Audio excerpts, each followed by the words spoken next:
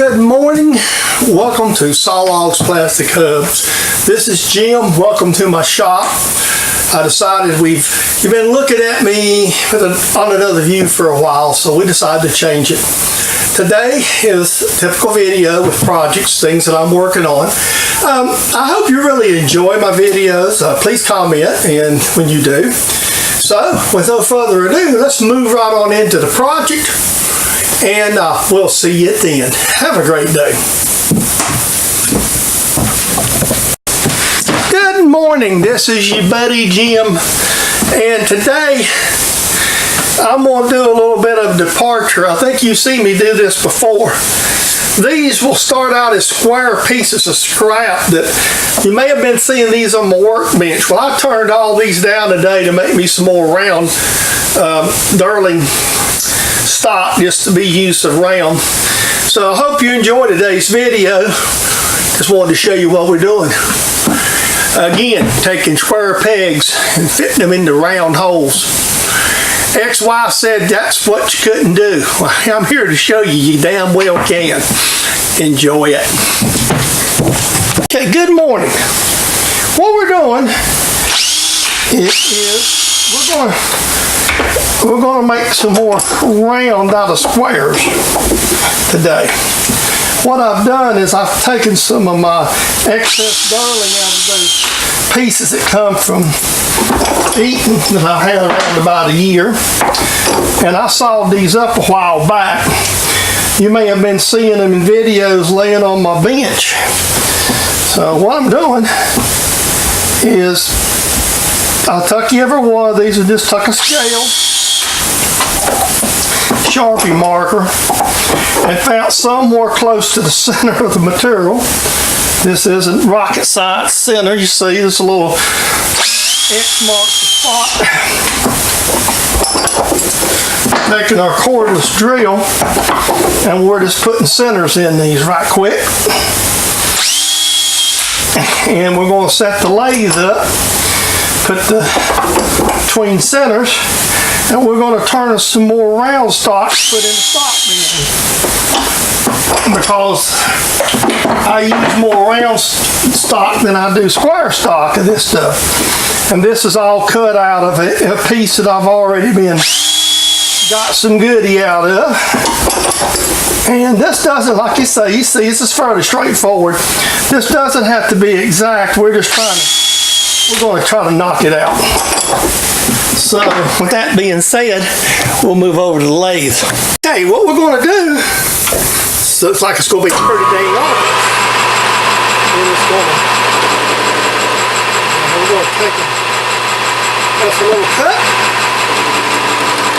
as well, and we're going to make us start making it.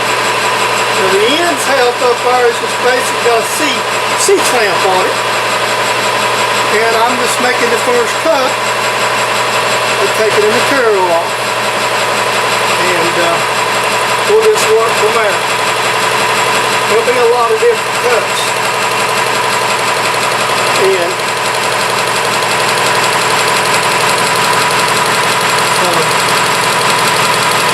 I'm not running, we're running a decent speed.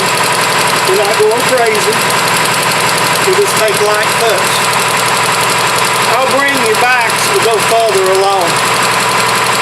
I don't know how much you can see from the camera, but you can see it's becoming round.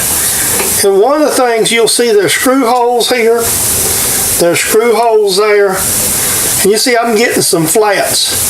So basically what I'm doing is just kind of gauging it off of one of these flats, cranking up, and just doing a visual cut.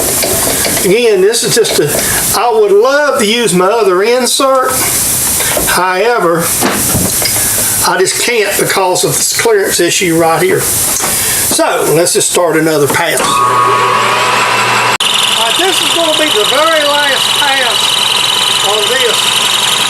And I'm going to have a fairly round piece of material. Again, this is going to be machining stock. So whatever I get, what I get. So it depends on the size of material I begin with. And I may not get all the flat out of it, but again, this is just machine stock for my personal use. There's a certain amount of vibration in this. You just can't get away from it. This is the nature of how this stuff is. There's a certain amount of whipping that goes on with it. And again, this is to try to turn this down to a size to be exact. It's going to be a size that I can use to make something else out of it. And you can actually feel it whipping in the middle. So there's no illusion of what's going on here. I finished up the pass because this stuff's assembling's not perfect. There's a little bigger flat on this other end, and if it was not that big a flat, I wouldn't have mattered. But I decided I was just going to go ahead and machine it down to get all the, 99% of the flat out. So I was taking a light cut right across here, and that's why you see the big bird nest. This is the very first piece, so just getting them over there, and we'll get all these machined up today for stock. This is just something I needed to do to basically increase my stock, make the stock pile bigger.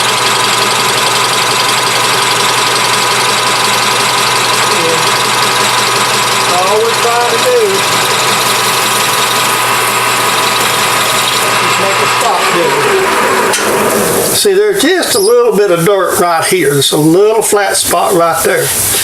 There's a little bit of chattery in the middle of it right here too, because of flexing. So what I'm going to do is just try to take something like a very light pass and see if I can get all that out. I doubt it. It being that flexible, it probably won't. I'm not going to bore you with it, but we're going to take it and see what happens.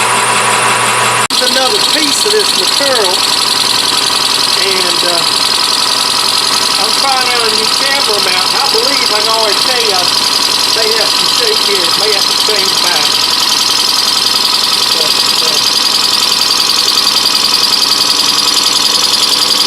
there's some shape in the camera mount. Basically what I've done is this one I took about a lot bigger cut. Now I know what I can do. Okay, now let's pick the piece of it up. This is a piece of the short material right here. And what we're going to do is I got my tool in that does mainly aluminum.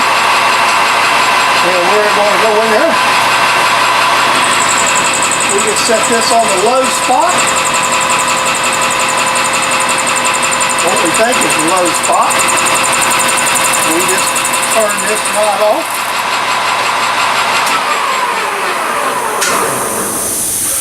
We still got a bit of a dirty spot right there, so I'm going to touch it right there. I'm going to try to get the lowest, dirtiest spot, and then we'll just face it out.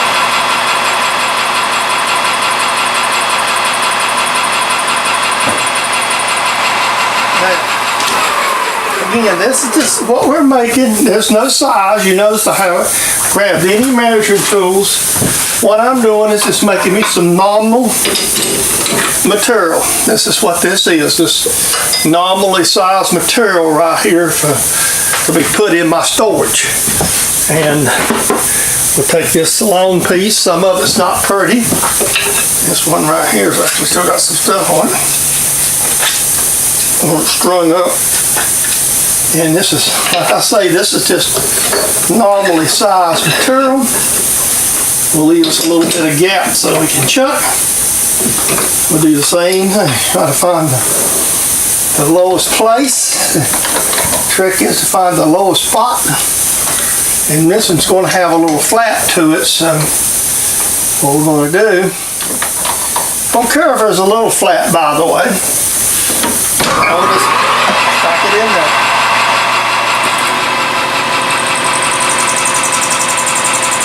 Whack it right off, just like that.